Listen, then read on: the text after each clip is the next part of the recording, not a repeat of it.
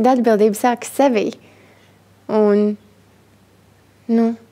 vienmēr jau var vainot visas citas problēmās, bet tas jau neko nerisina. Bet mēs jau visu laiku esam par kaut ko atbildīgi arī.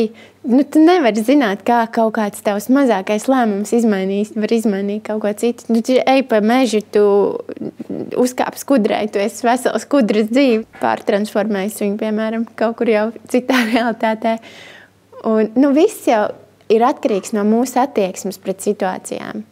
Kā mēs attieksimies pret to, kas mums ir dots. Un pret to man ir viens ļoti, ļoti mīļš tāda patiesība, kuru es jau kādu laiciņu sev nesēju līdzi, kad mums var piederēt tik, cik mēs varam apmīļot. Es arī atbildību vispārīgi redzu, kā spēju parūpēties par to, kas tev ir dots. Es gribu izdarīt to un šito un šito un šito, un es esmu visam pateikusi jā.